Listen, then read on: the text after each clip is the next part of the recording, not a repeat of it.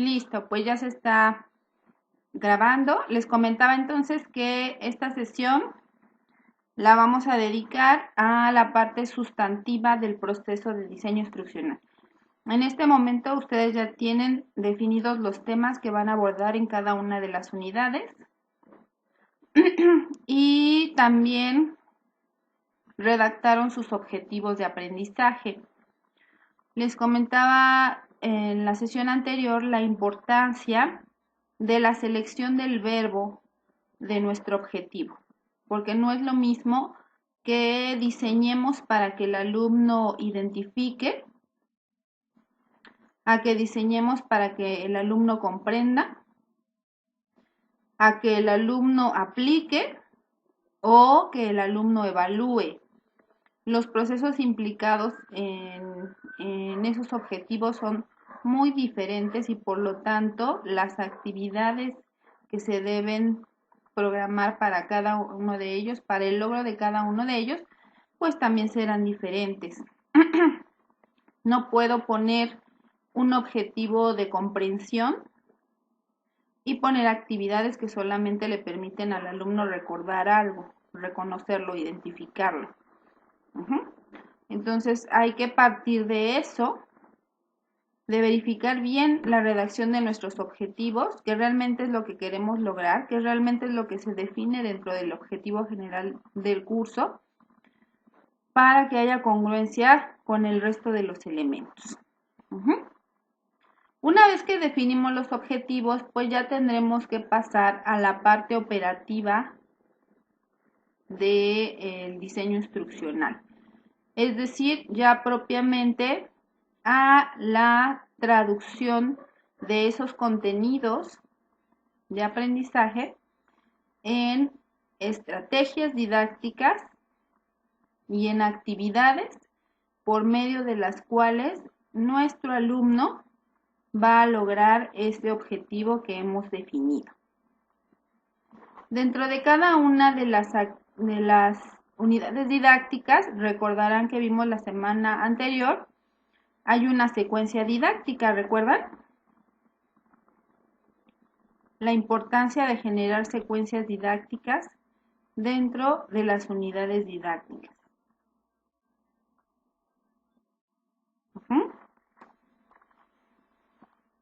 Bien. Pues las secuencias didácticas están formadas por estrategias. Y a su vez las estrategias están formadas por actividades. El día de hoy veremos cuál es la diferencia entre ellas. Y también veremos algo que es fundamental, que también es parte de las decisiones que se toman y que muchas veces se toman a la ligera de forma no consciente e intencional, que es la forma en que se va a organizar el trabajo. Los trabajos que voy a solicitar son individuales, son en VINA, son colaborativos o son en gran grupo. Existen algunas prescripciones generales para estos tipos de trabajo. De hecho, bueno, por esa razón en una de las actividades que está propuesta para esta semana se define el tipo de trabajo, porque no es lo mismo diseñar un trabajo individual que diseñar un trabajo colaborativo o diseñar un trabajo en VINAS.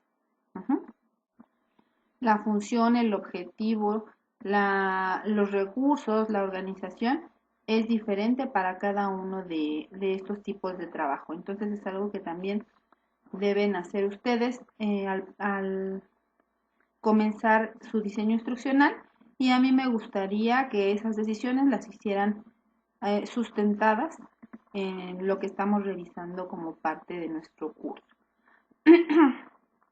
y que después lo puedan proyectar a su experiencia profesional, ¿no? Su experiencia como docentes, que cuando ustedes decidan una actividad como colaborativa, lo hagan porque esa forma de organización es pertinente y va a resultar efectiva, eficaz para lo que se pretende que los estudiantes aprendan.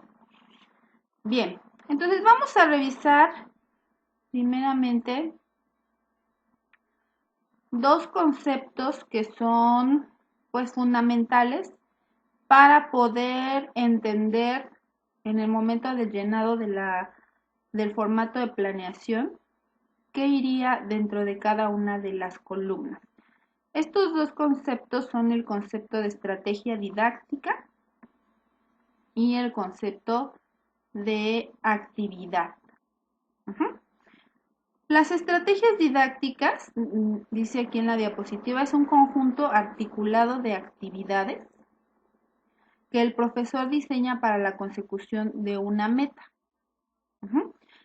Es un conjunto articulado de actividades que ustedes proponen. No las propone el alumno, no las propone la institución, las propone el profesor. Por eso el apellido de didáctico, ¿no? Todo lo que tiene que ver con didáctica tiene que ver con la acción del profesor. Entonces, una estrategia didáctica es un conjunto articulado de actividades. Son varias actividades relacionadas entre sí que el profesor diseña para conseguir una meta. Generalmente esa meta pues es el logro de un aprendizaje o el desarrollo de una competencia, hablando en términos de los enfoques más recientes. En el modelo didáctico que nosotros usamos para el diseño instruccional, existen 13 estrategias hasta este momento. Les comentaba yo la semana pasada que ese modelo es un modelo vivo, es un modelo que se va enriqueciendo y pues desde que surgió hace ya algunos años, por ahí del 2012,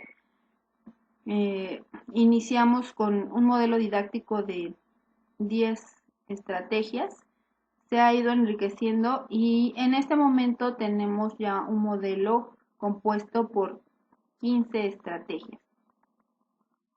Estamos en el proceso de documentar esas estrategias nuevas. Perdón, tengo un poco de tos. De documentar las estrategias nuevas para podérselos mostrar completo. Pero en este momento, en el documento que tienen ustedes en la plataforma, aparecen 13 estrategias didácticas. Cada una de estas estrategias didácticas, entonces, está formada por un conjunto de actividades. La estrategia didáctica podríamos decir que es la caja, es el contenedor de esas actividades que el profesor está diseñando. Y esa caja o contenedor tiene un nombre. Y ese nombre está vinculado con el tipo de habilidades que promueve esa estrategia o con el objetivo que tiene esa estrategia, ¿sí? Con la finalidad que tiene o con el proceso cognitivo que está desarrollando. Perdón. Entonces, la estrategia didáctica como tal es la caja. La caja tiene un nombre, entonces tenemos una estrategia que se llama estrategia de activación de conocimientos previos. Pero para poder hacer operativa esa estrategia, pues es necesario definir actividades. Y esas actividades pueden ser tan variadas como el número de profesores que la diseñen. ¿Sí? En un primer momento podría pensarse que el modelo didáctico limita, ¿sí? Que de alguna manera atenta contra la libertad de cátedra de los profesores. Sin embargo, en la experiencia que tengo de impartir cursos relacionados con este modelo, en el que he trabajado con muchísimos profesores, les he cuestionado respecto a si hay algún conjunto de actividades que ellos diseñen que no quepa dentro de las 3 estrategias que se proponen dentro del modelo. Y afortunadamente la respuesta ha sido que todas caben, ¿no? Todas las estrategias que el profesor diseña caben dentro de esas 13. Probablemente no las nombren así en el momento en el que diseñan sus actividades. La diferencia con nuestro modelo es que las vamos a nombrar. Y la importancia de nombrarlas, pues, es tener claro cuál es el objetivo de estas, cuáles son los tipos de habilidades que promueven, y cuál es el momento en el que se van a realizar. A ver, ahí ya me escuchan. Voy a moverme un poco. Me dicen por favor si me escuchan.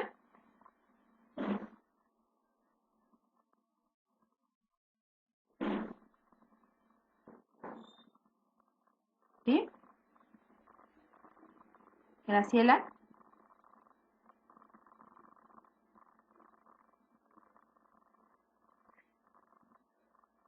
Ok, Marta, ¿me escuchas bien? ¿O se te sigue cortando?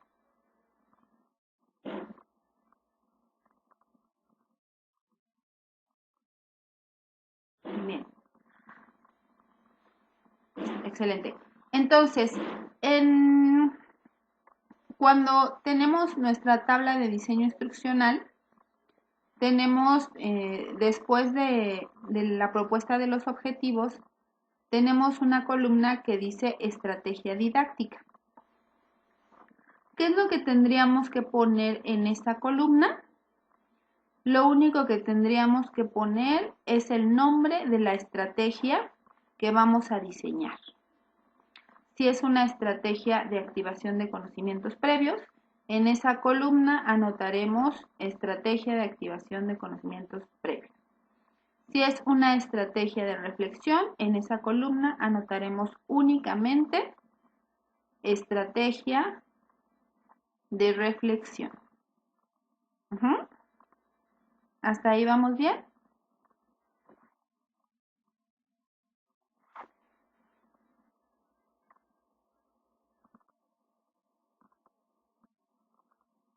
En esa columna no tenemos que describir nada, ni tenemos que explicar la estrategia.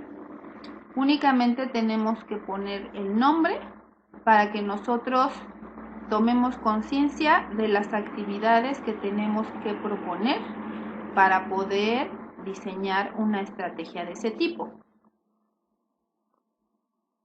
¿Sí? Ahora, dijimos que la estrategia didáctica es un conjunto articulado de actividades. ¿Qué sería una actividad? Pues es una acción que deben realizar él o los estudiantes. Entonces, si yo le digo, realiza la lectura del documento tal, esa es una acción. Y posteriormente subraya las ideas más importantes. Esa es otra acción. Con esas ideas importantes construye un cuadro sinóptico. Esa es otra acción. Integra el cuadro sinóptico dentro de un documento de Word que no pese más de 2 megas. Esa es otra acción. Y ese conjunto de acciones articuladas, ¿sí? Están articuladas porque tienen una relación y tienen un orden. Son sistemáticas. Se les conoce como estrategias didácticas. Esta estrategia que yo estoy describiendo se nombra como estrategia de procesamiento de información. Y así cada una de ellas pues tiene su nombre. Entonces su primera decisión que deben tomar a partir del trabajo de esta semana será qué estrategias van a construir en cada una de las unidades didácticas. Considerando, por supuesto, la secuencia didáctica, que la unidad didáctica tenga una secuencia, considerando el tipo de contenido que se va a enseñar, considerando la complejidad que tiene ese contenido, ¿sí? Considerando el verbo que planteé para mi objetivo, considerando también que las estrategias que proponga sean variadas, que sean pertinentes, ¿sí? Y que finalmente pues permitan que cuando el alumno las termine de realizar, se haya logrado esa meta que como docente me estoy planteando. ¿Hasta aquí dudas?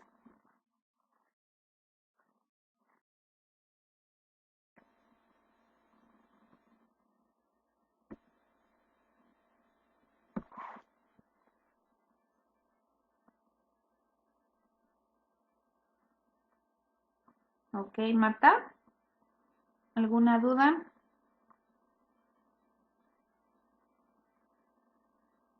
Así es, Marta. De hecho, es muy difícil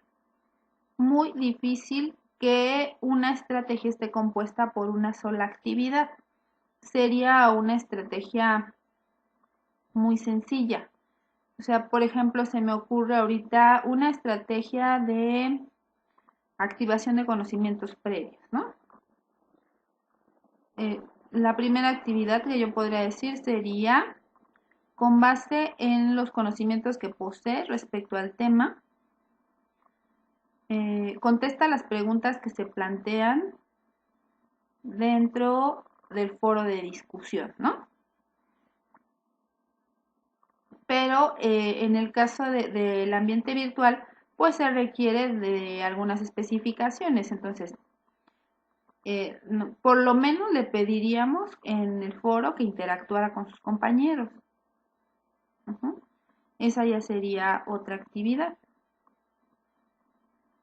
Entonces, las estrategias están formadas por varias actividades, siempre y cuando esas actividades estén vinculadas con la estrategia. Ujú. Y que no ocurra que estoy acumulando varias estrategias en una sola, porque eso sí he visto. Exacto, que estén relacionadas. Ajá. Sí he visto, por ejemplo, que hay maestros que dicen, no sé, una estrategia, ellos le llaman estrategia de procesamiento de información, ¿no? Y les dicen, revisa el documento que se encuentra en la plataforma y con él, después de leerlo, elabora un mapa conceptual. Posteriormente visualiza la película tal y con lo que veas de la película contesta el cuestionario que se anexa. Finalmente participa en el foro de discusión, ¿no? ¿Cuántas actividades y cuántas estrategias están implícitas en esta instrucción que estoy dando? Muchas, muchas. Entonces la idea de separarlas, de nombrarlas e incluso a mí hay algo que me gusta hacer cuando planeo, es numerarlas, ¿no? Las numero, mi estrategia 1, mi estrategia 2, mi estrategia 3, sobre todo cuando voy a diseñar cursos muy grandes, me gusta numerarlas para poder identificar los recursos de información que voy a utilizar, ¿no? Por ejemplo, he diseñado cursos de enfermería que están formados por 16 semanas de trabajo, uh-huh, cursos en los que en total son 70 estrategias, por ejemplo, ¿no? Entonces, para yo organizar mis recursos de información, para yo tener claras las evidencias de cada una de las estrategias, las numero. Entonces yo ya sé que la estrategia 18, pues es la estrategia de procesamiento de información y que corresponde, por ejemplo, a la semana 16, ¿no? O a la semana 13. Entonces, así funciona este modelo. Bien, el modelo entonces, ¿qué sería un modelo? Ya revisamos por ahí este concepto. Ah, ok. Esperemos que pueda. Esperemos que pueda. La idea de crear un modelo didáctico, pues es proporcionar, en este caso, a los diseñadores, ustedes son diseñadores instruccionales, es proporcionarles una guía, un marco de referencia en el que se pueden mover. Les decía yo, si bien dentro de las 3 estrategias que se proponen, eh, existe la posibilidad de que cada uno de ustedes diseñe actividades completamente diferentes, ¿no? El solo hecho de que alguien decida hacerla individual y otra persona decida hacerla colaborativa ya hace diferente esa estrategia. Entonces, sí existen límites que establece el modelo didáctico, este modelo didáctico compuesto por 3 estrategias, pero también existe libertad para decidir qué actividades se van a proponer dentro de cada una de las estrategias. Ya habíamos platicado en la otra sesión también que todo proceso instruccional está formado por 3 momentos o debería estar formado por 3 momentos. Estos momentos son la preinstrucción, la coinstrucción y la postinstrucción. La duración de estas fases no es siempre la misma, ¿sí? Yo puedo tener los 3 momentos en una sesión de 1 hora o puedo tener los 3 momentos en 5 sesiones, en el trabajo de una semana, en el trabajo de un mes, ¿sí? La duración del proceso, en este caso, para nosotros, está dado por la duración de la unidad didáctica. Nuestras unidades didácticas tienen una duración de una semana. Entonces, nuestro proceso instruccional tendrá que estar apegado a esa semana de trabajo. Entonces, nuestros 3 momentos se tendrían que cubrir durante ese periodo. Entonces, tenemos estrategias preinstruccionales, coinstruccionales y postinstruccionales. Cada uno de estos momentos del proceso instruccional tiene su finalidad. Veamos en qué consiste. La preinstrucción, ¿sí? Dice que es la fase previa a la enseñanza-aprendizaje de los contenidos. La función de la preinstrucción es recuperar lo que los alumnos saben respecto al tema, ¿sí? Acuérdense de Ausubel, ¿sí? ¿Qué nos dice Ausubel con relación a los conocimientos previos?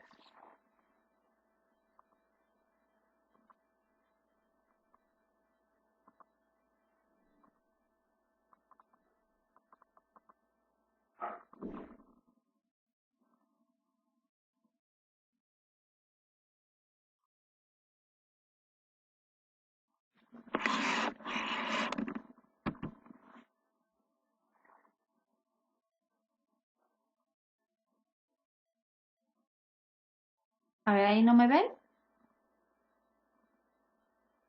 ¿Me ven? No me ven.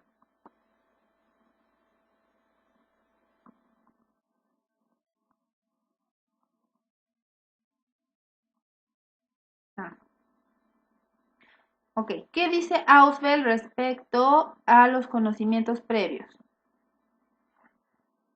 ¿Por qué es importante recuperar lo que los alumnos saben con relación a un tema?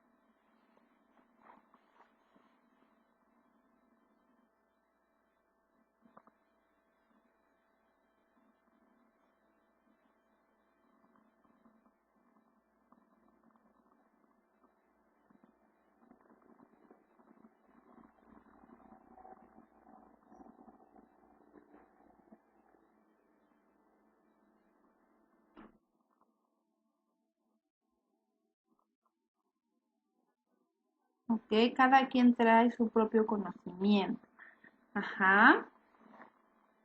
Si Aufel dice que, contrario a lo que pensaban los conductistas, que decían que somos una tabula rasa y que pues conforme vamos viviendo, vamos adquiriendo nuestras experiencias, los cognitivos dicen no, todos poseemos una base de conocimiento, ¿sí? Por muy lejano que pueda parecernos el tema nuevo por aprender, en esa base de conocimiento siempre habrá algo en lo que podamos anclar el nuevo conocimiento, ¿sí? La importancia de los conocimientos previos es que en ellos se va a anclar el nuevo conocimiento. Si no se relaciona el contenido nuevo con lo que nosotros ya conocemos, será un contenido que se va a recordar muy poco y que difícilmente se va a poder transferir, que difícilmente se va a poder utilizar. Entonces, estas estrategias preinstruccionales nos ayudan a eso, a recuperar lo que nuestros alumnos saben sobre el tema. También dicen los cognitivos que es muy importante para que los estudiantes aprendan, pues la presencia de la motivación. Entonces, en este caso, hablamos de motivación intrínseca, no de pues de la reacción que normalmente tienen las personas cuando reciben un premio o un castigo, ¿no? Los cognitivos dicen no, necesitan estar preparados emocionalmente. Hola Pili, buenas noches. Los jóvenes, los niños necesitan estar preparados para aprender el nuevo contenido. Necesitan estar sensibilizados en el sentido de valorar la importancia que tiene el aprendizaje de ese contenido. Entonces, estas estrategias preinstruccionales nos ayudan a eso, a motivar y a sensibilizar a nuestros estudiantes. Ejemplos de este tipo de estrategias pueden ser algunos casos o situaciones basadas en casos en donde el estudiante pues pueda ver reflejada la importancia que tiene el estudio de un tema determinado. Por ejemplo, cuando vimos el tema de constructivismo social, ¿recuerdan que vimos unos videos de niños salvajes?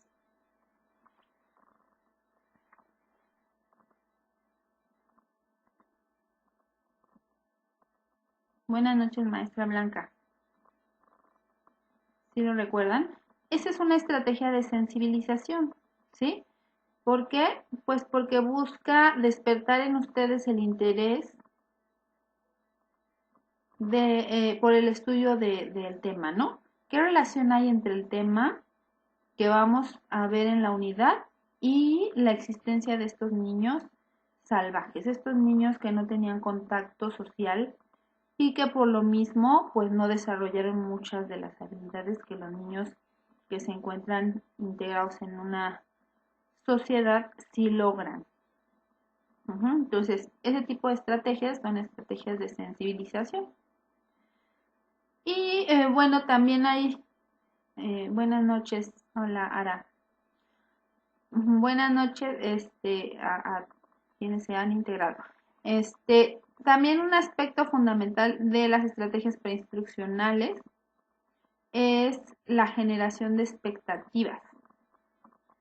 ¿Sí? Que el alumno conozca el objetivo del curso, que conozca cuál es el alcance que tendrá, ¿sí? ¿Qué va a aprender a hacer en el curso?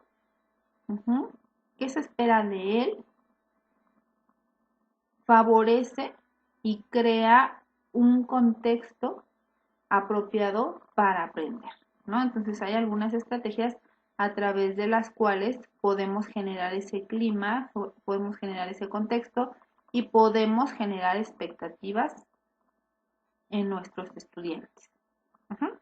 Esas son entonces las funciones de las estrategias preinstruccionales. Después tenemos la fase de la coinstrucción o la instrucción propiamente dicha. Cuando se lleva a cabo la instrucción propiamente dicha, pues ya es cuando se comienza la enseñanza-aprendizaje de los contenidos curriculares como tal. ¿Qué funciones cubren las estrategias coinstruccionales? Pues que nuestros alumnos detecten la información más relevante, y no solamente que la detecten, sino que sean capaces de identificarla y de comprenderla, que serían los procesos más importantes vinculados al aprendizaje, ¿no? La identificación de la información, la comprensión del tema y la puesta en marcha o la aplicación de ese contenido. Todo esto lo vamos a lograr a través de las estrategias coinstruccionales, que mi alumno logre identificar, que mi alumno logre comprender, que mi alumno logre aplicar. Pero además me va a permitir desarrollar algunas habilidades específicas, tales como la investigación, ya sea documental o de campo, ¿sí? El desarrollo de actitudes que son muy importantes en los enfoques actuales de las competencias. La actitud, el aprender a convivir es fundamental, ¿no? Entonces, también este tipo de estrategias permiten ese tipo de desarrollos. Y también utilizamos estrategias dentro de las coinstruccionales que se vinculan con la puesta en marcha de procedimientos, ¿sí? La puesta en marcha de procedimientos a través ya sea de la ejercitación o a través de la aplicación, ¿sí? Díganme, a ver, por favor, cada una de ustedes un ejemplo de procedimiento. Un ejemplo de procedimiento que sus alumnos tengan que aprender en el curso que están diseñando.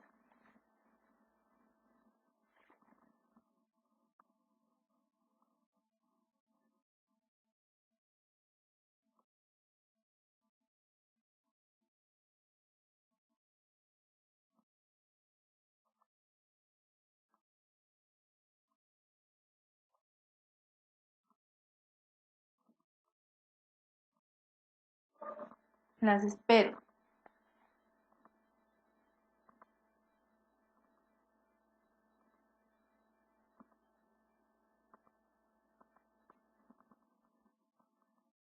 Dice Marta que tiene que ver con investigar. ¿Qué procedimientos se ponen en marcha?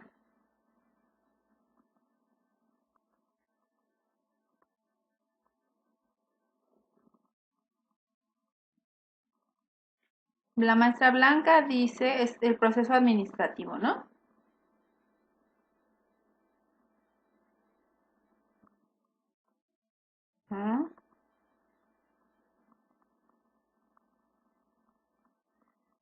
Por ejemplo, en el caso de Marta, ¿no? Es la materia de metodología de la investigación o taller de investigación, algo así. Un procedimiento que ellos deben saber hacer dentro de esa asignatura sería elaborar fichas bibliográficas, elaborar fichas de trabajo. ¿Correcto?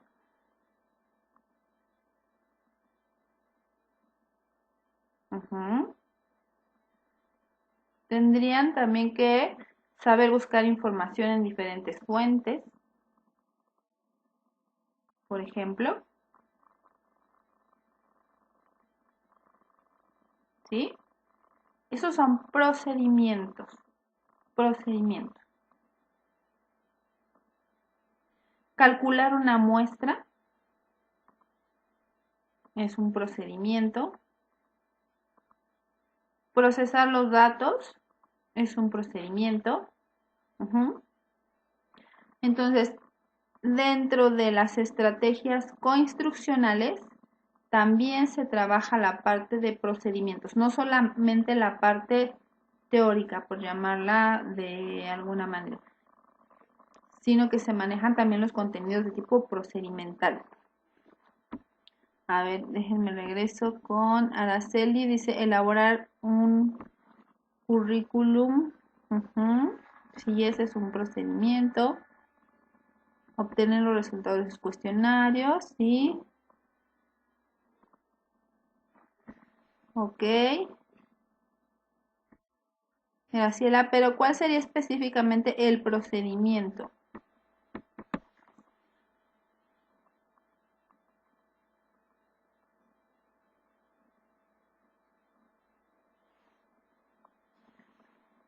Entonces, estas estrategias forman parte de la coinstrucción. Las estrategias que no solamente permiten comprender, identificar un contenido, sino que permiten su aplicación, su puesta en marcha, su ejercitación a través de diferentes actividades, ¿no? Practicar su información personal, ajá. Sí, el procedimiento de presentarse, por ejemplo, ¿no? ¿Cómo se presenta una persona en inglés? Ahí se habría un procedimiento. Y también dentro de las estrategias coinstruccionales están aquellas enfocadas a desarrollar el pensamiento crítico y la argumentación de ideas. Tal es el caso de las estrategias de discusión. Las estrategias de discusión están dirigidas a promover estas habilidades. Entonces, tenemos en el centro del modelo, pues las estrategias, diría yo, más importantes, ¿sí? Porque son las estrategias con las que realmente van a aprender nuestros alumnos. Porque con las que sigue vamos a evaluar si aprendieron o no, pero estas son con las que nuestros alumnos van a aprender. Continuamos. Las estrategias postinstruccionales. Se presentan, yo diría que durante, ¿no? Creo que es algo que hay que ajustar en esa diapositiva, se presentan durante el proceso de enseñanza-aprendizaje y al término del mismo, pensando en que los nuevos enfoques de evaluación se centran tanto en el proceso como en el producto. Entonces, las estrategias postinstruccionales se presentan durante y al término de un episodio de enseñanza-aprendizaje. Y están vinculadas a la valoración por parte del tutor o del estudiante de los aprendizajes logrados por este último, así como los aprendizajes logrados por sus pares. ¿Sí? Otro aspecto relacionado con la evaluación desde los enfoques actuales es que no solamente el docente evalúa, sino que el alumno se evalúa a sí mismo y el alumno evalúa a sus compañeros. Es una evaluación integral desde el punto de vista de quien evalúa. Pero también es una evaluación integral desde el punto de vista del número de evidencias y del tipo de evidencias que se consideran. Hasta aquí, dudas, preguntas, aclaraciones, reclamos.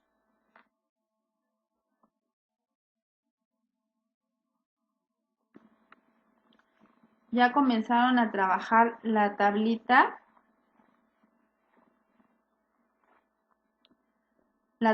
de las estrategias.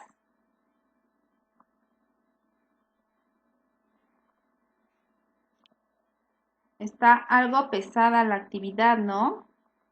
Diseñar 3 estrategias. Apúrense porque sí está pesadona.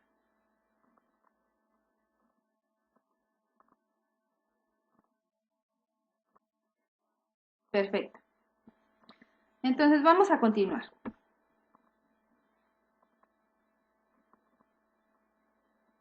exacto.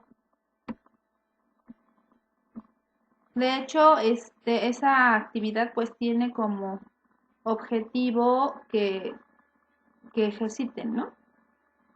Que ejerciten los diferentes tipos de estrategia y los diferentes tipos de organización del trabajo. Y regresamos a nuestro modelo. Ya vimos que hay entonces estrategias preinstruccionales, coinstruccionales y postinstruccionales. Ahora, de manera general, así es con base en la estructura de las consignas. Sí, porque finalmente lo que planteamos nosotros en la tabla de diseño instruccional, el alumno lo va a ver dentro de los documentos de encuadre y dentro de los vehículos instruccionales como una consigna de trabajo, ¿sí? La tabla, digámoslo así, es un documento interno, es un documento que el diseñador elabora para poder sistematizar su diseño instruccional, pero al alumno no se le entrega ese documento. Al alumno lo que se le proporciona son los documentos de las unidades didácticas, la guía didáctica y el documento del trabajo integrado. Y las instrucciones en forma de consigna se integran dentro de la plataforma, pero se integra con toda la información junta, ¿no? Con fines didácticos en la tabla se separan los elementos, pero ya en la producción de los cursos se integra. Bien, entonces les decía, ya vimos cuál es la función de cada una de las estrategias que se encuentran, o más bien de los 3 grupos de estrategias, de acuerdo con el momento en el que se realizan dentro del proceso instruccional. Veamos ahora de forma muy rápida, porque profundizar en ello nos llevaría mucho tiempo, en qué consiste cada una de las estrategias, ¿sí? Ya les dije que las estrategias tienen su nombre de acuerdo a la función que tienen, al objetivo que buscan. También tienen su nombre dependiendo del tipo de proceso cognitivo que están promoviendo en el estudiante. Entonces, si tenemos una primera estrategia que se llama de activación de conocimientos previos, y por supuesto, ¿no? Por supuesto, y ustedes lo pueden checar dentro del documento correspondiente. Todas tienen sus fundamentos teóricos. Todas. ¿Sí? Algunas tienen sus fundamentos teóricos en la psicología, algunas tienen sus fundamentos teóricos en la filosofía incluso, y otras más en la pedagogía, pero todas los tienen. Dice Araceli, entonces las estrategias que diseñen deben contener estos 3 momentos, ¿sí? En realidad, las que contienen estos 3 momentos no son las estrategias, son las unidades didácticas. Si vemos de lo general a lo particular el curso, sería unidad didáctica,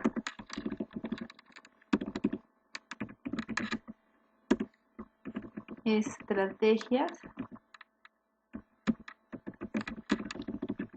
didácticas y actividades. Las unidades didácticas tendrán una secuencia didáctica, es decir, las estrategias didácticas estarán acomodadas o diseñadas de tal manera que haya un inicio, un desarrollo y un cierre, o una preinstrucción, una coinstrucción y una postinstrucción. La parte de la integración que corresponde a las estrategias número 13 las trabajamos directamente en el documento del trabajo integrador. ¿Sí? El trabajo integrador permite la integración dentro de nuestro curso o la consideración dentro de nuestro curso de las estrategias de integración, ¿sí? Esas están ya por default. Siempre va a haber una estrategia de integración en nuestro curso. Por lo menos desde esta perspectiva que estamos trabajando. ¿Sí? A lo mejor habrá cursos en donde les digan a ustedes como diseñadores, no quiero que haya un trabajo integrador, pues entonces se omite, ¿no? Siempre y cuando se justifique esa decisión. ¿Queda claro, Araceli?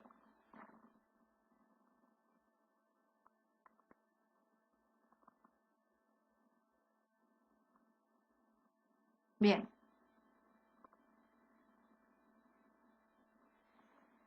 ¿Las demás? ¿Alguna duda o pregunta?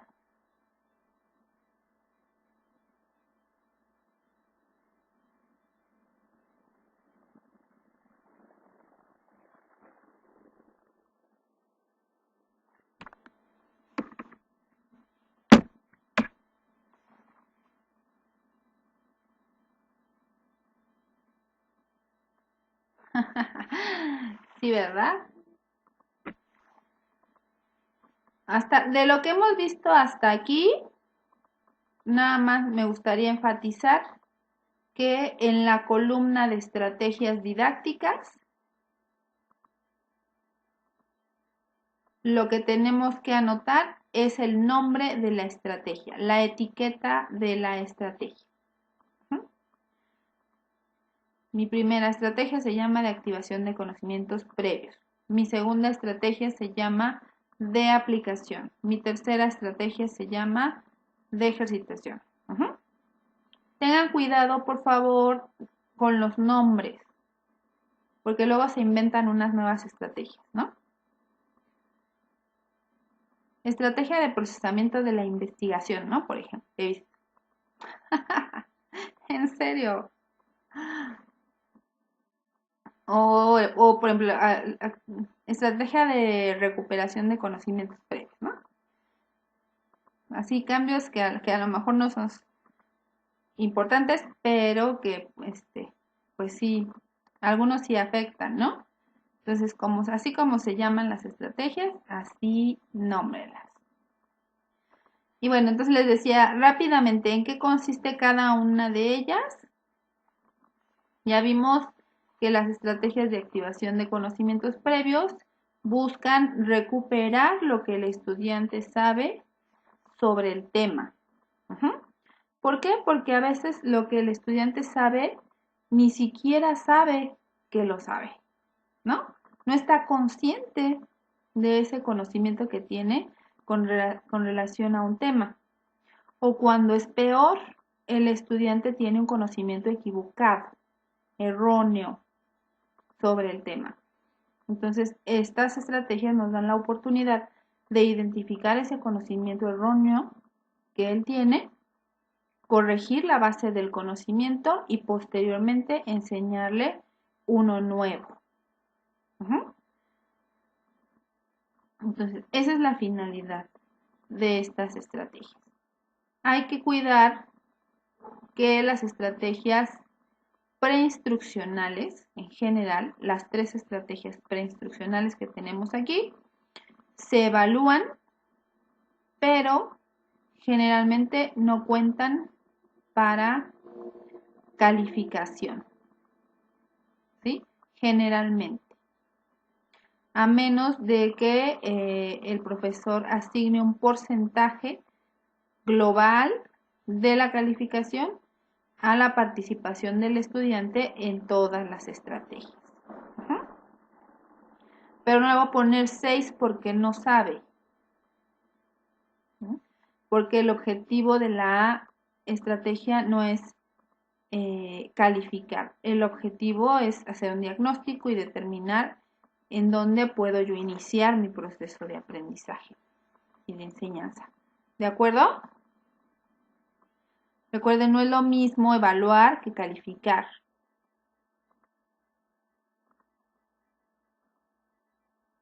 No es lo mismo evaluar que retroalimentar y que calificar. Yo evalúo, ¿por qué? Porque estoy observando, porque estoy dando seguimiento, porque estoy retroalimentando. Pero podría no considerar esa actividad como parte de la calificación. ¿Sí queda clara esta parte?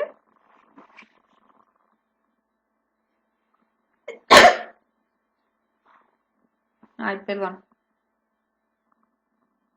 Continuamos entonces. Gracias. Gracias. Ay, gracias. Creo que ya me voy a volver a enfermar. Acabo de salir de una y ya siento nuevamente. Bien. Entonces, esas son las de activación de conocimientos previos. Las estrategias de sensibilización, les decía yo, van dirigidas a la parte motivacional, a la parte de expectativas también. ¿Sí? ¿Cómo puedo hacer yo? ¿A través de qué actividades puedo hacer que mi alumno esté motivado para aprender ese nuevo contenido? Y una de las formas de motivarlo, pues, es a través de las expectativas, ¿no? Que yo le muestre qué es lo que va a aprender, qué es lo que va a lograr, la utilidad práctica que tienen esos contenidos que va a aprender, ¿no? En algún momento, en algún curso que di, decían los profesores, ¿no? Que hay contenidos a los que no se les encuentra la utilidad práctica, ¿no? Claro, mientras más experto eres en un tema, pues es más fácil encontrar esa utilidad, ¿no? Pero decían, de un procedimiento matemático, por ejemplo, ¿no? Ese procedimiento matemático, ¿cómo le explicas la utilidad práctica? ¿No? Entonces, les decía yo, en el caso de la matemática en particular, la función principal y el beneficio principal para los estudiantes es la formación del pensamiento abstracto, ¿sí? Un pensamiento abstracto que van a utilizar en cualquier área en la que se desempeñen, tanto personal como profesionalmente, ¿sí? Entonces, no es necesariamente que se vayan a dedicar a hacer operaciones matemáticas, pero el pensamiento abstracto que se forma a partir del uso de las matemáticas no se logra con otro tipo de contenidos. Entonces, ese es ya per se un beneficio del estudio de las matemáticas, ¿no? Pero se los tenemos que decir, o sea, ellos lo tienen que descubrir y eso lo hacen a través de las estrategias de sensibilización. Las estrategias de reflexión están dirigidas a generar en nuestros estudiantes un pensamiento, así que piensen con relación a ese tema que se va a estudiar, ¿sí? También van dirigidas un poco a la parte motivacional, a la parte, pues, de valorar la importancia, los pros, los contras del conocimiento de un tema determinado. Mucho se reflexiona a partir del planteamiento de preguntas que hace el profesor. Entonces, algunas actividades que se pueden diseñar para que el alumno reflexione, pues son esas, ¿no? El planteamiento de preguntas reflexivas que promuevan el pensamiento, este tipo de pensamiento en los alumnos. Y con eso quedaría cubierta esta primera parte que es la preinstrucción. Les decía la semana pasada, no es necesario que ponga yo una estrategia de cada una. Pero sí es necesario e importante que por lo menos haya una, ¿sí? que haya una de estas estrategias al inicio de mi unidad didáctica. ¿Cuál? La que ustedes crean que es más conveniente. Y cómo, como ustedes crean que es más conveniente. Recuerden que las actividades las definen ustedes. ¿Sí? Si ustedes quieren entregarles un cuestionario y que el alumno lo llene y luego lo comenten en plenaria, está bien.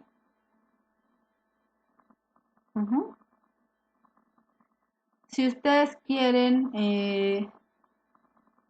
hacer solamente la plenaria sin que los alumnos hayan contestado un cuestionario previamente, lo pueden hacer. ¿Sí? Dice Pilar, no me queda claro en el de sensibilización cuál actividad. ¿Un ejemplo de actividad de sensibilización? Les voy a dar un ejemplo a ver si lo recuerdan. Cuando vimos trabajo colaborativo en el módulo 2, cuando hablamos de justo pues fue de Vygotsky, casi al final del módulo, les puse una actividad en donde aparecía unas fotografías de un cuadro. En esas fotografías se podía observar el comportamiento de unas personas en una balsa que estaba a punto de hundirse. ¿Recuerdan?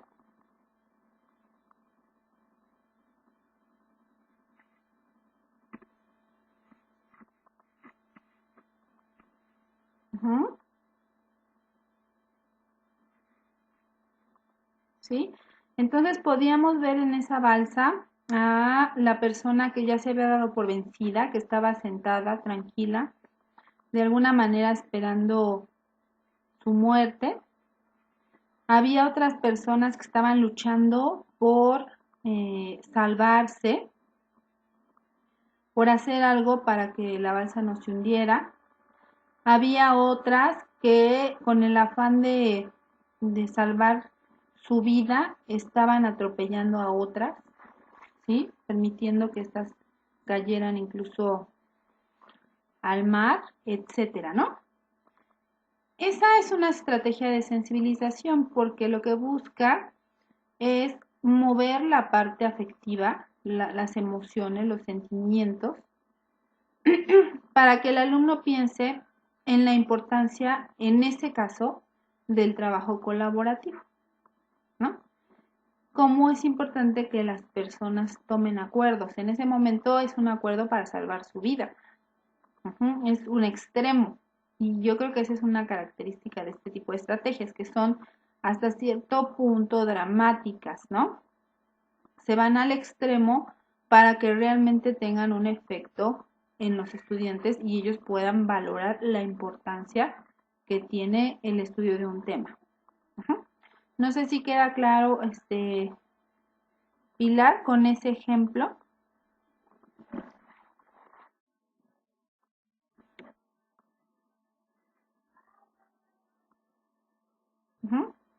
Hay otro ejemplo que me gusta mucho, que también tiene que ver con la parte de trabajo colaborativo, que es un video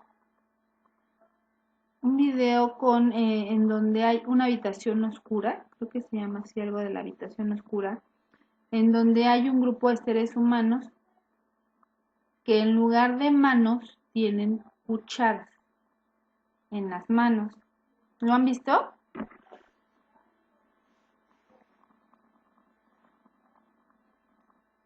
¿No? Son unos muñequitos, ¿no? Entonces, a partir de aquí tienen cucharas, ¿no? Entonces dice que tienen a dos grupos diferentes en esa habitación oscura y en los dos casos tienen en la mesa alimentos. Pero resulta que un grupo está muriendo de hambre porque lo que están intentando es cada uno por su lado alcanzar el alimento y llevárselo a la boca, pero pues ellos no pueden hacer este movimiento que les permitiría, perdón, llevar ese alimento a su boca. Entonces, pues se ve la desesperación de las personas porque no pueden alimentarse y van a morir. En el otro cuarto, que tiene la misma disposición, esas personas se pusieron de acuerdo y entonces uno alcanza la comida y le da de comer al de al lado. Y así sucesivamente, ¿no? Entonces, es un video de sensibilización también, ¿no? En el que podemos observar, pues, algunas conductas que debería tener el ser humano y que tienen que ver justo con el trabajo en equipo, ¿no? Ahí incluso a nivel también de supervivencia.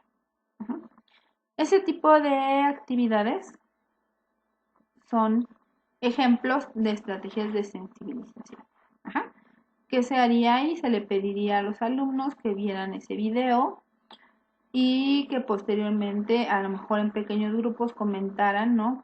¿Qué sienten al ver, qué piensan al ver el comportamiento del primer grupo, al ver el comportamiento del segundo, cómo actuarían ellos probablemente ante una situación así, etcétera? ¿De acuerdo?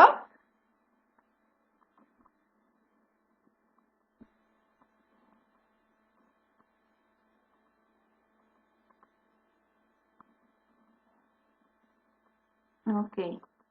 ¿Vamos bien hasta aquí? ¿No se han cansado?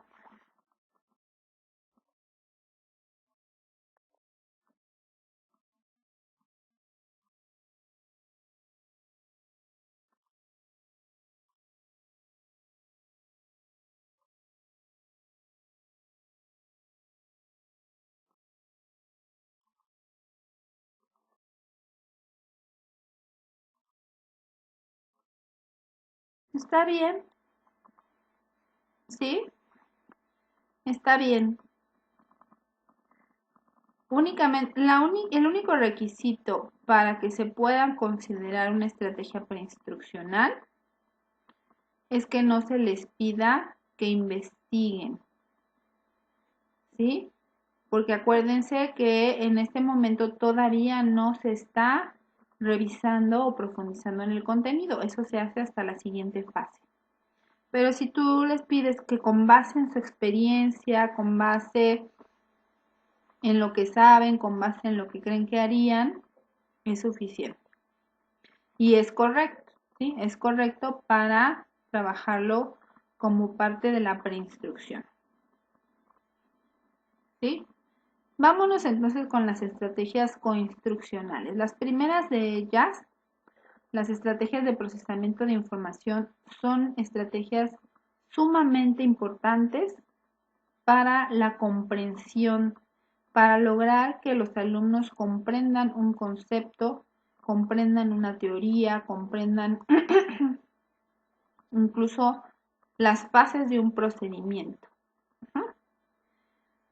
Estas estrategias están sustentadas en una teoría cognitiva que se llama teoría del procesamiento de la información, que más que nunca está vigente en la actualidad.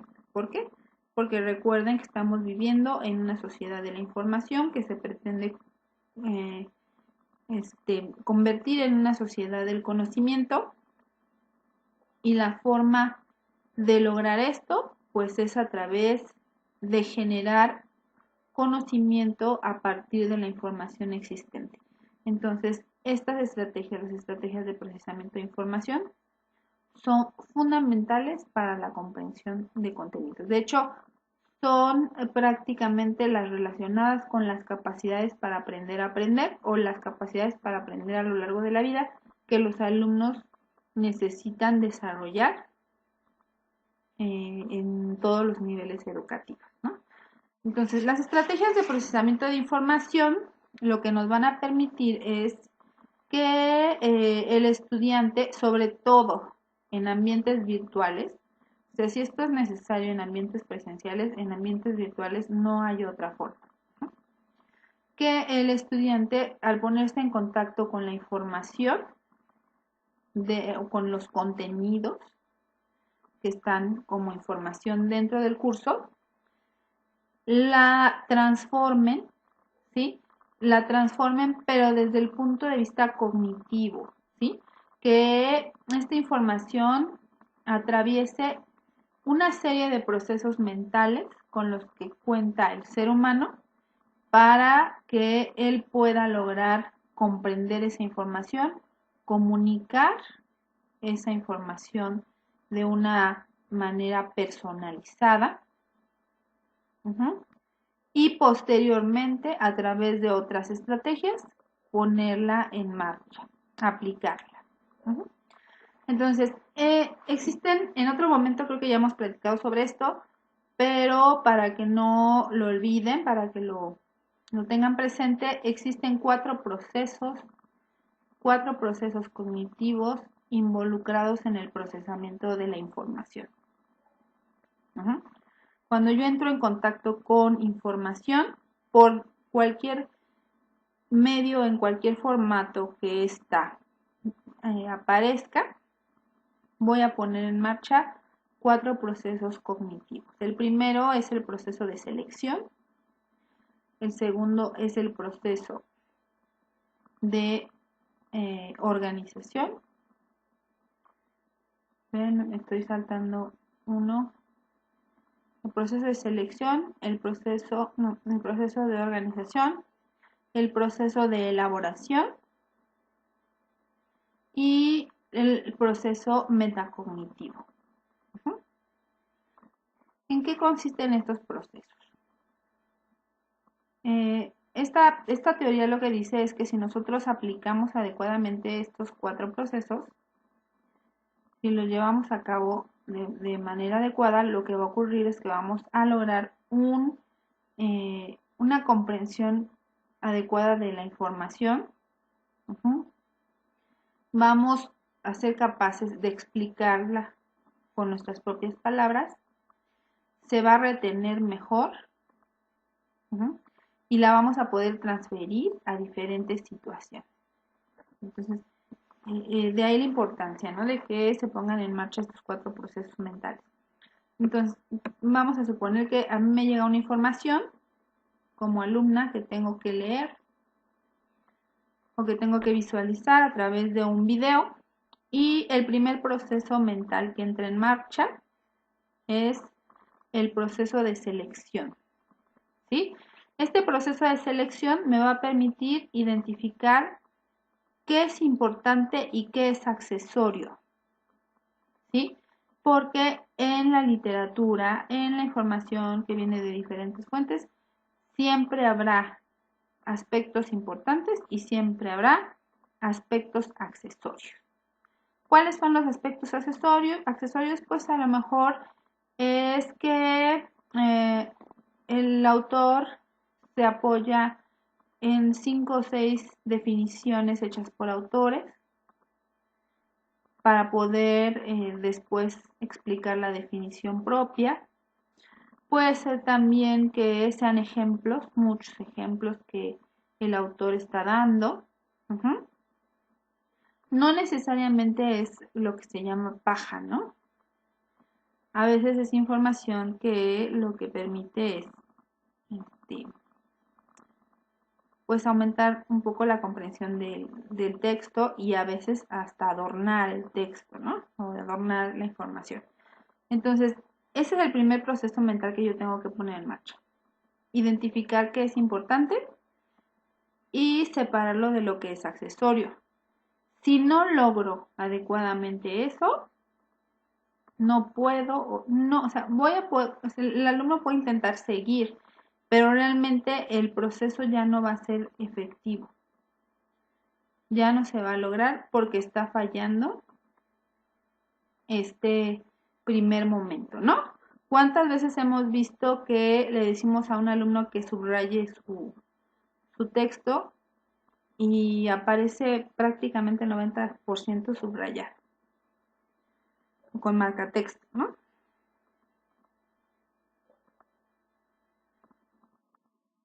¿Por qué? ¿Por qué creen que sea eso?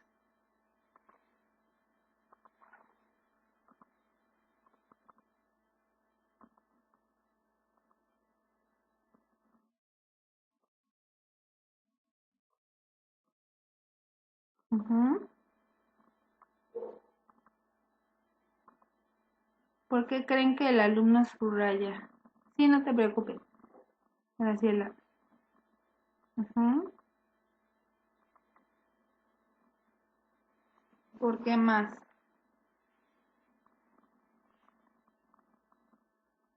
No pudo separar lo importante de lo accesorio, exactamente. No detecta lo importante, ¿sí? No detecta lo importante.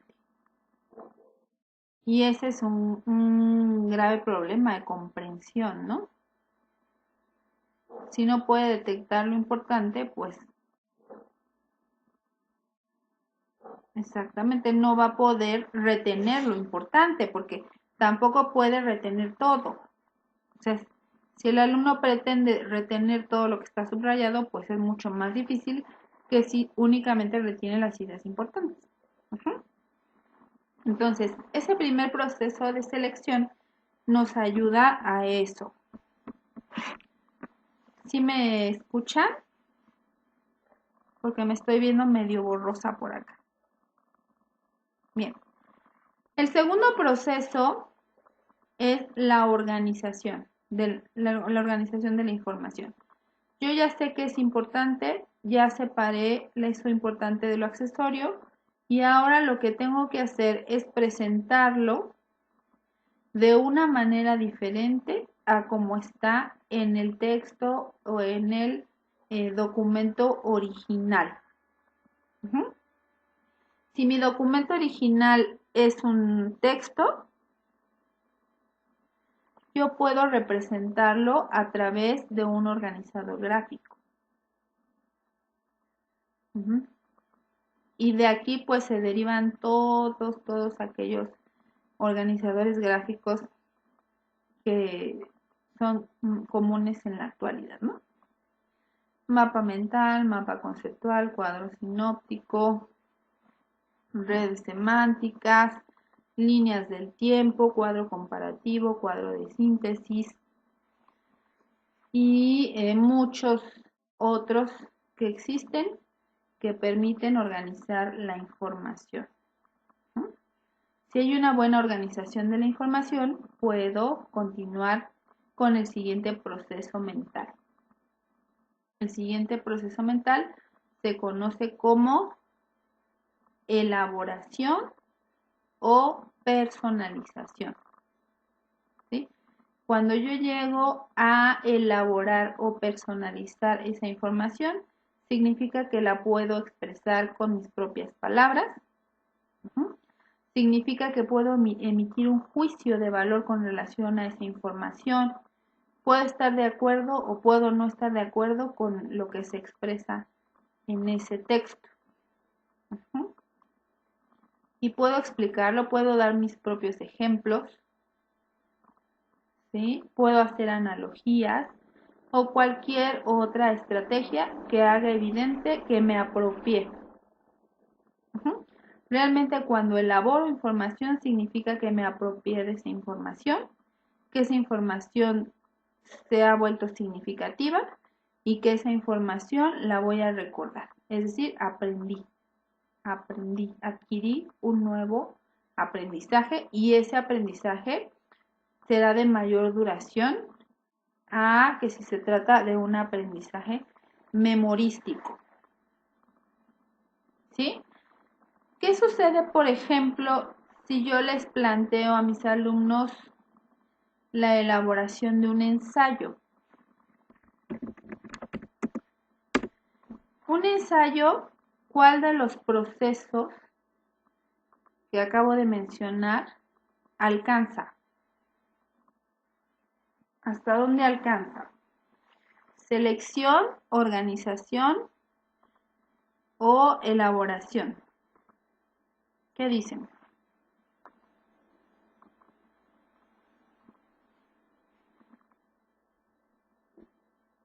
Los tres. Los tres, así es.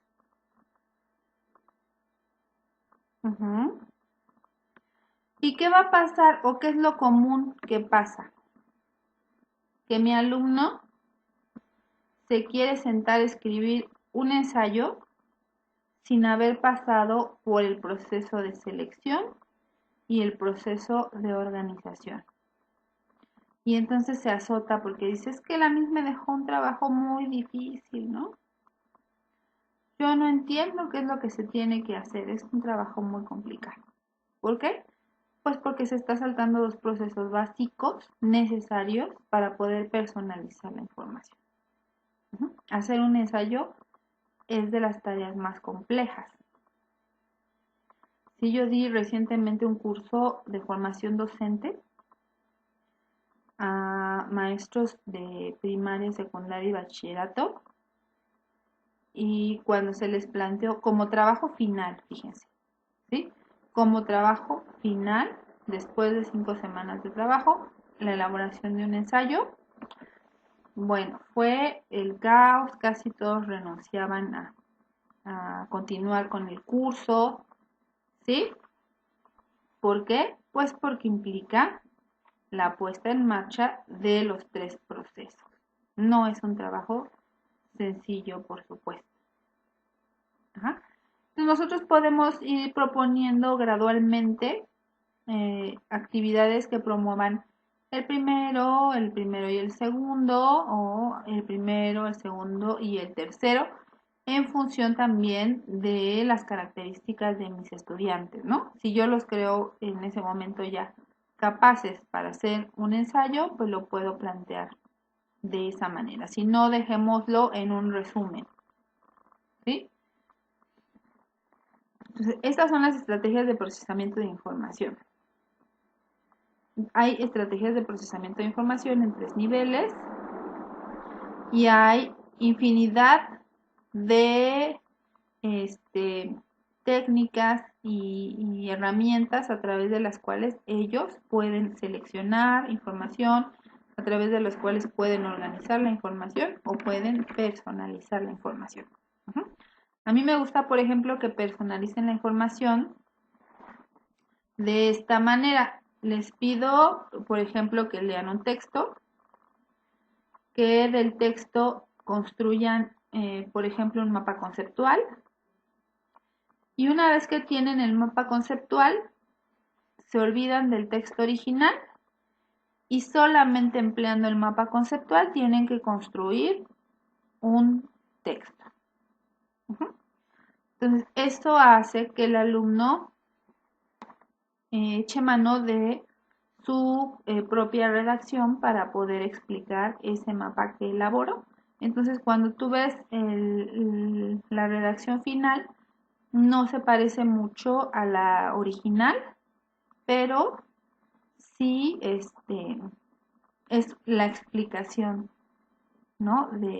del texto. Se logra la personalización.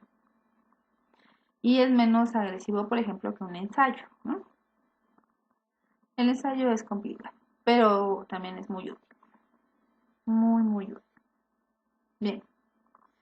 Estrategias de discusión. Las estrategias de discusión se centran en el diálogo entre los miembros del grupo o entre los miembros de un equipo. Las discusiones generalmente buscan tomar decisiones, asumir una postura sobre algo, discutir, como su nombre lo dice, discutir sobre un tema y llegar a una conclusión. Son muy útiles, como les digo, para descubrir puntos de vista, descubrir posturas, argumentación, ¿sí? Desarrollan la habilidad para expresarse de forma escrita, y para argumentar de forma escrita, que es muy diferente a argumentar y expresarse de forma oral, ¿no?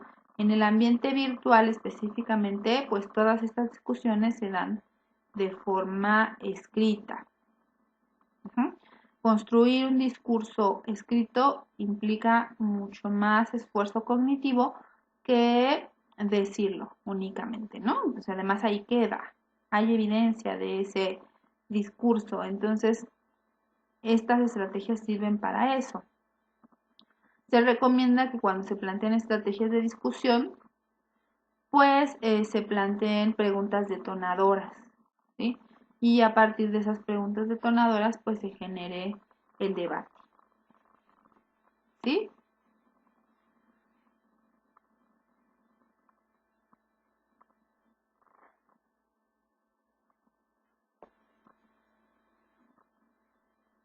¿Hasta aquí vamos bien?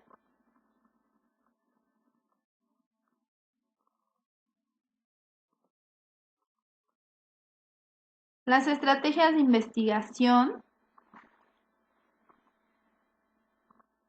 En las estrategias de investigación, la particularidad y lo que permite diferenciarlas de las de procesamiento de información es que el estudiante tiene que buscar la información por su cuenta, ya puede ser individualmente o en un equipo de trabajo. La información no se le proporciona. El profesor no proporciona la información de estas estrategias, el alumno la tiene que buscar. En el caso de la investigación documental y pues en la investigación de campo con mayor razón, ¿no? El alumno tiene que ir al campo, recoger datos y posteriormente presentarlos dentro de la plataforma. Los beneficios de estas estrategias, pues el desarrollo de estas habilidades tan importantes para la vida que son las estrategias de investigación, ¿no? Las habilidades de investigación. El aprender a seleccionar información en el mundo de información que hay en la actualidad, el poder detectar la información que es correcta de la que no lo es, de la que es pertinente, de la que no lo es, y poder integrarla a sus trabajos. ¿Se relacionan con las estrategias de procesamiento de información? Sí, porque una vez que él recabó la información, puede echar mano de las estrategias de procesamiento de información para poder presentar su informe. Pero recuerden, en las de investigación, los documentos no los proporciona el profesor, ¿sí? Entonces, si yo veo en su tabla de diseño instruccional que dice estrategia de investigación, actividades, realiza la lectura proporcionada por el profesor, pues ya, automáticamente está mal esa estrategia, ¿no? Está mal nombrada, ¿sí?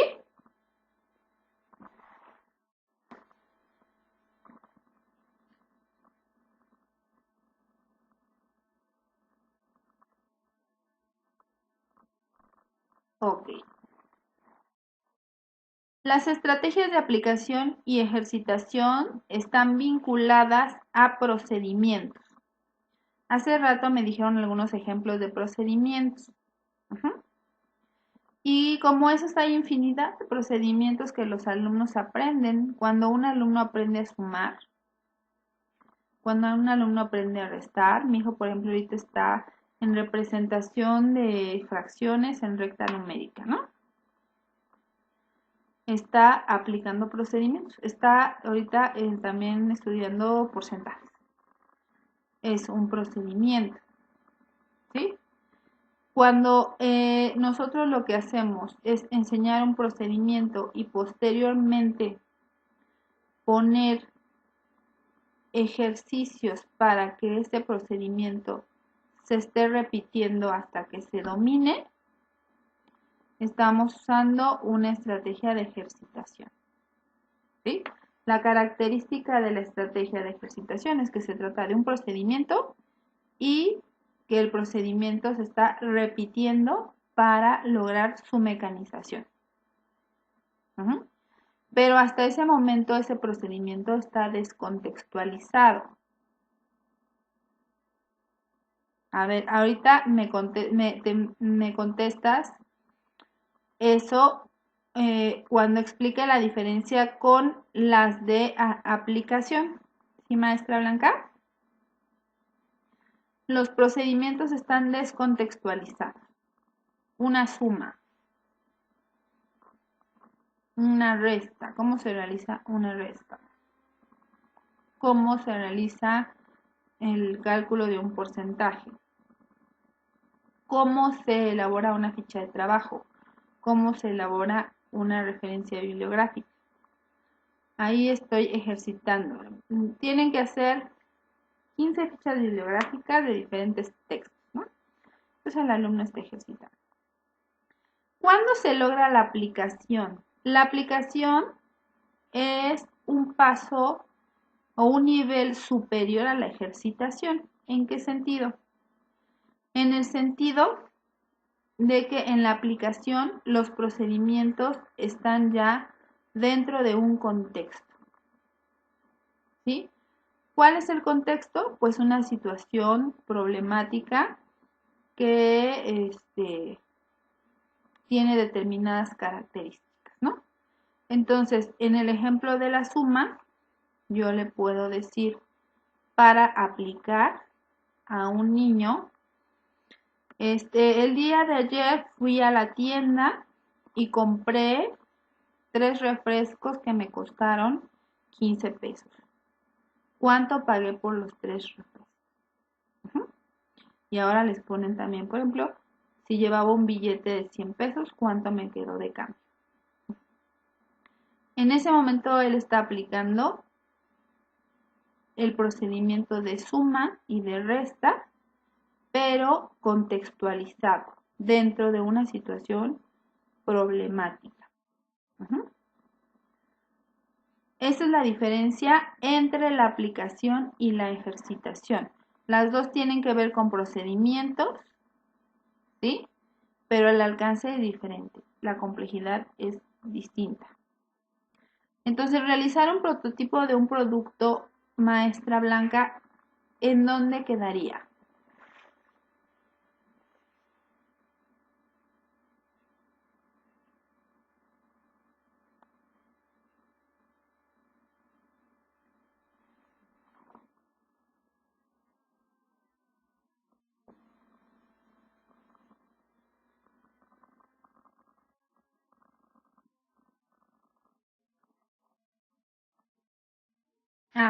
Que en dónde quedaría realizar un prototipo de un producto.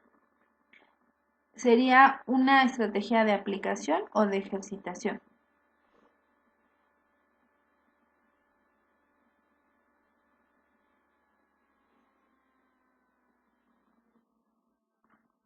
Ok. Acuérdense que la ejercitación implica la repetición del procedimiento para dominarlo y que este procedimiento esté descontextualizado, que no sea parte de un contexto, de una situación, de un problema. ¿Sí? Si es el caso de la elaboración del prototipo, pues entonces sería de ejercitación. Si no, sería de aplicación. Ajá. Y bueno, ya para cerrar esta parte, tenemos las estrategias post-instruccionales. Las estrategias post-instruccionales son 3, tienen que ver con quién está evaluando, ¿sí? Se evalúa el alumno, se evalúan entre los alumnos o es el profesor quien realiza la evaluación, ¿sí?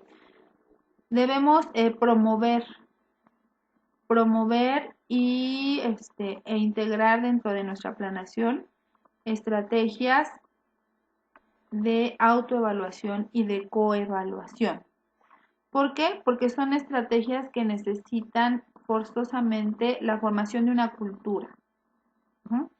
En un inicio seguramente nos enfrentaremos a evaluaciones no muy objetivas, ¿sí? Totalmente subjetivas, en donde pues a veces tenemos alumnos que sobrevaloran sus, sus actuaciones y tenemos otros que pues tienen problemas con su autoestima y, y desvalorizan, ¿no?, su trabajo. Entonces, en la medida que el alumno se vaya conociendo, que se le definan ciertos criterios para poderse evaluar, pues irá formando una cultura de la evaluación, una evaluación comprensiva, una evaluación auténtica, una evaluación justa y hasta cierto punto objetiva, ¿no? Porque estamos hablando precisamente de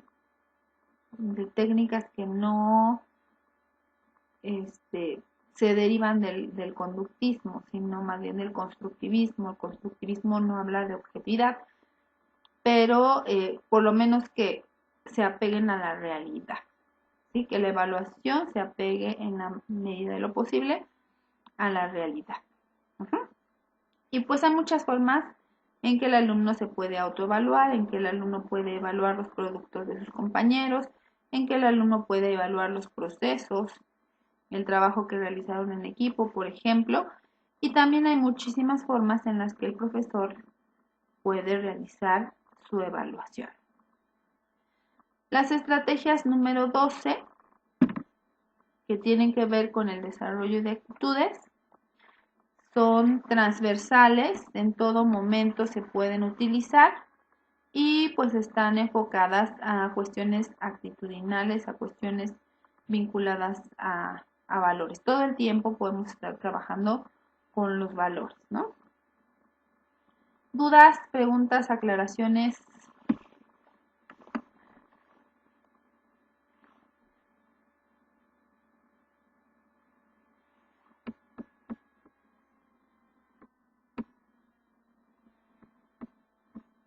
Ok.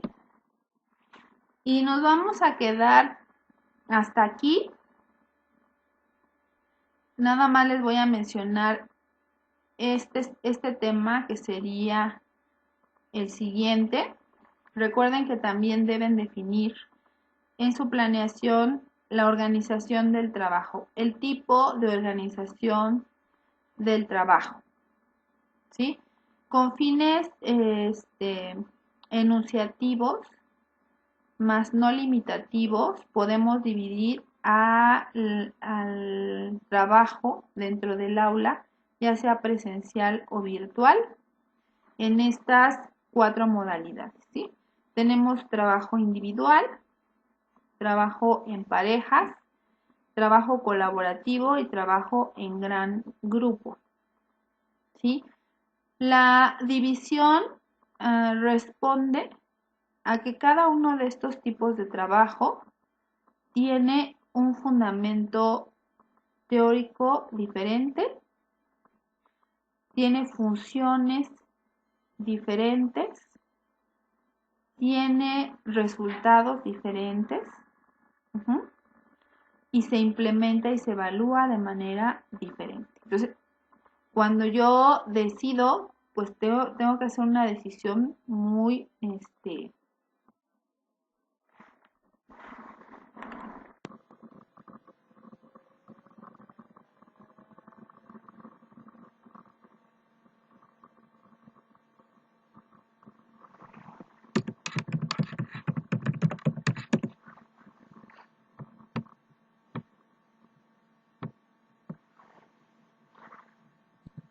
ya estoy de regreso. ¿Me escuchan?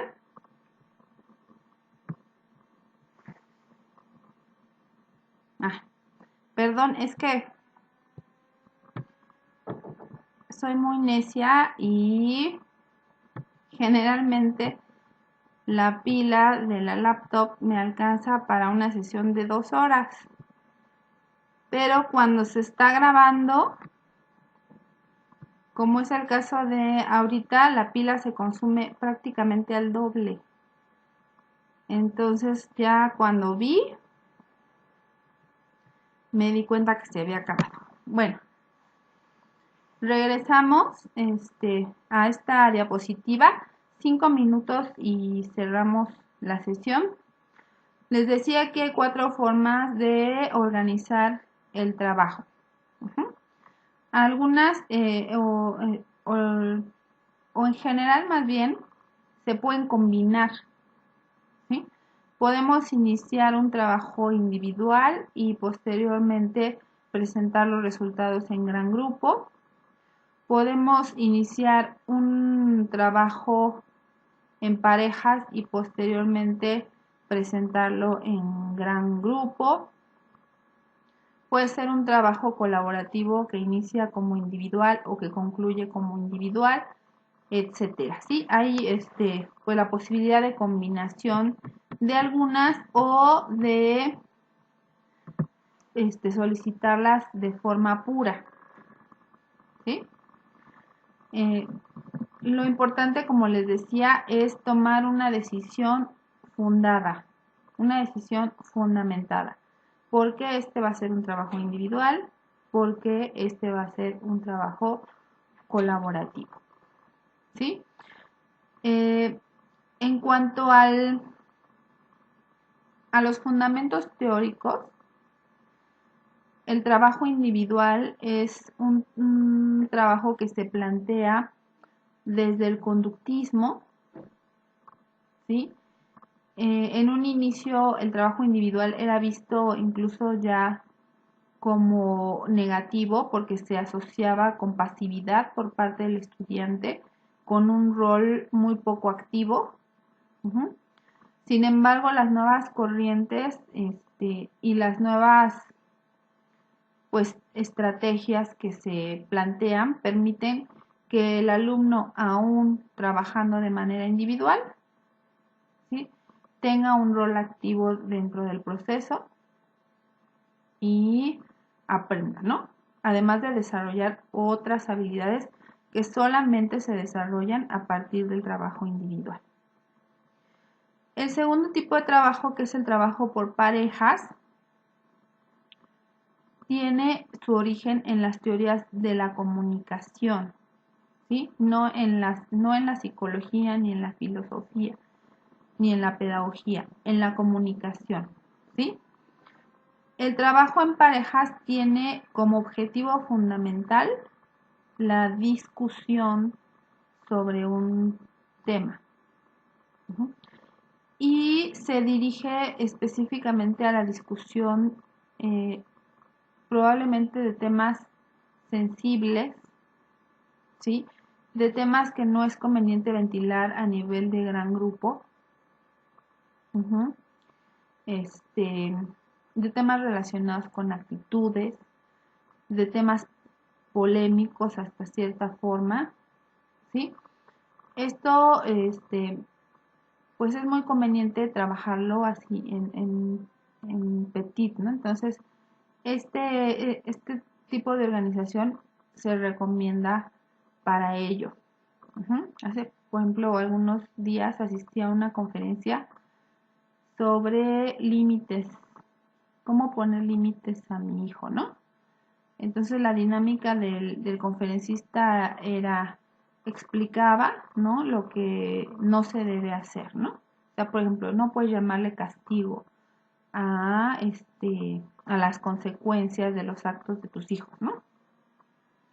Entonces decía, normalmente nosotros castigamos y el castigo ni siquiera está relacionado con la conducta que queremos modificar, ¿no?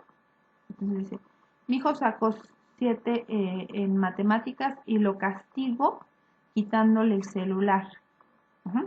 No hay una relación entre el castigo y la conducta que quiero modificar. Entonces después decía, quiero que platiquen en parejas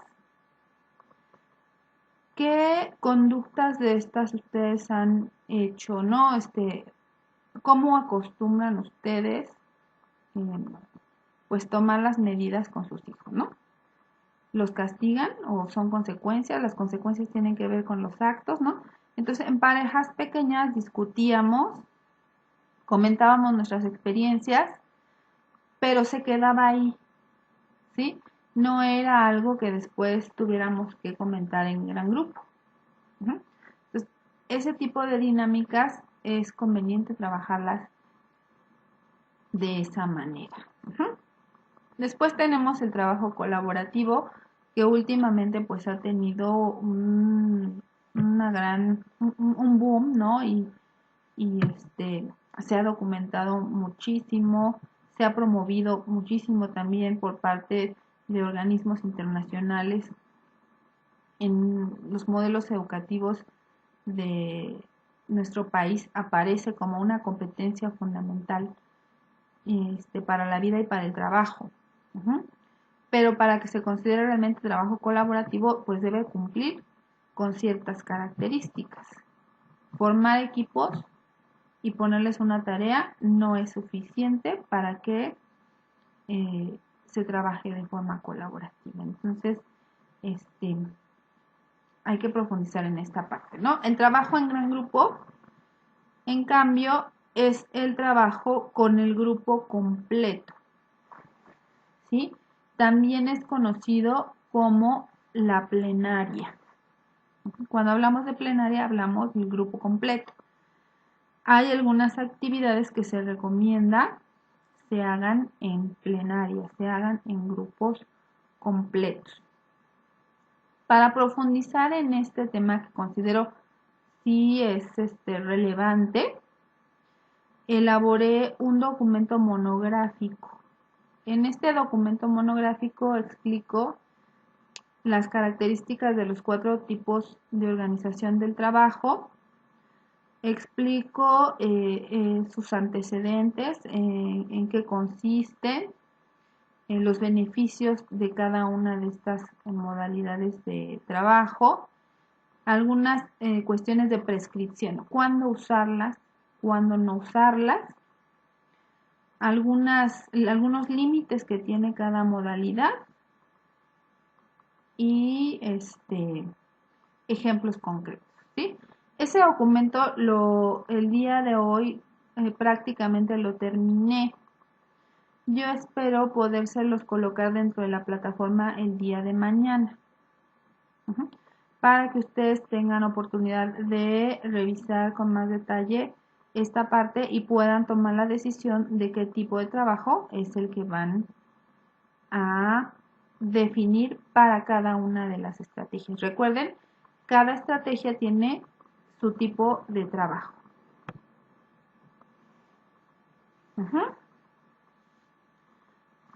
Muy bien. ¿Preguntas?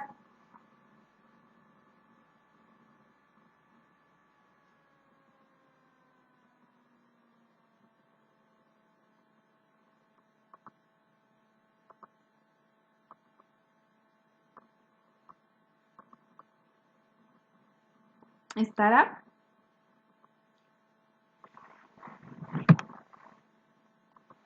Mira, yo voy a tratar de hacer todo lo posible para que esté el día de mañana.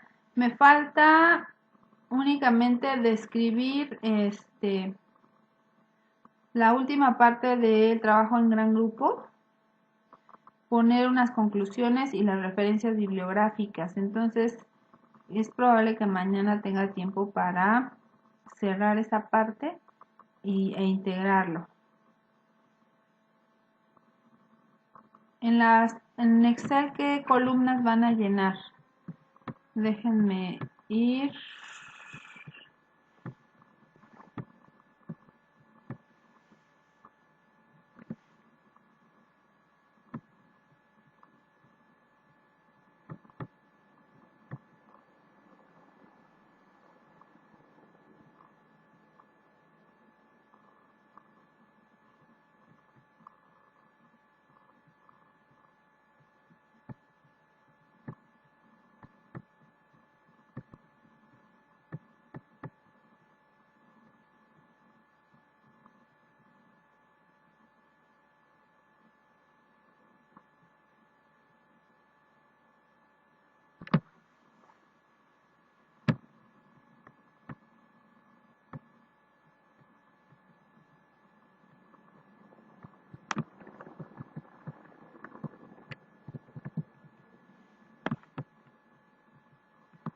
Miren, tendrían que llenar la columna de estrategias didácticas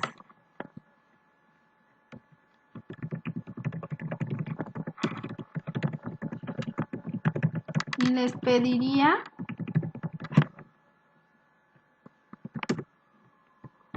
que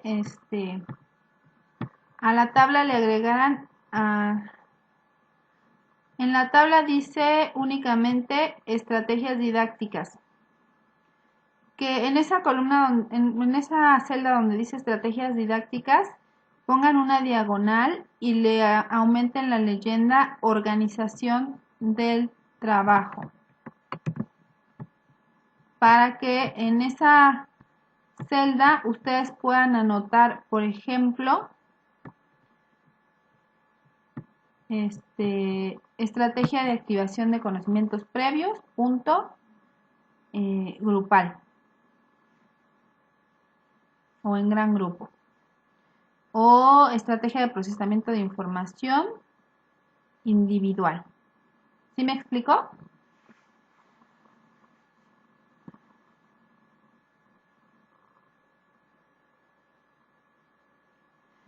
Entonces tendrían que llenar esa celda, la de estrategias didácticas y organización del trabajo, y la de actividades de aprendizaje.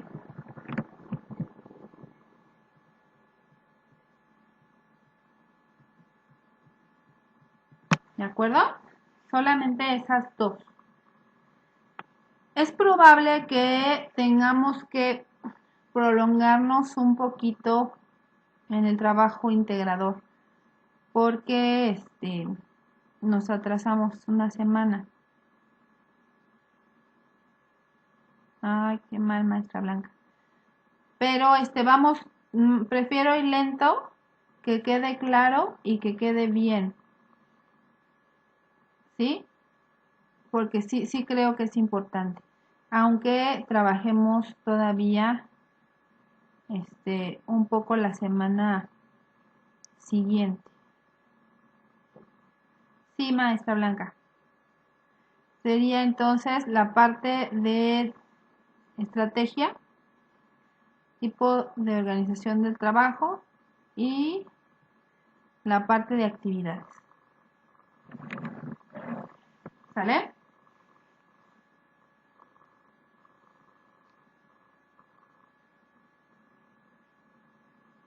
Ok. Si no hay otra pregunta, damos por terminada la sesión.